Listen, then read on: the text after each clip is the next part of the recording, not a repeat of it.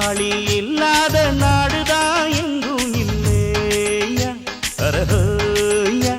அவன் உழைப்பாலே பிழைக்காத பேருதான் எங்கும் இல்லையா அரஹோயா அர சாமியோ சாமி அப்படி இருந்துட்டா காமி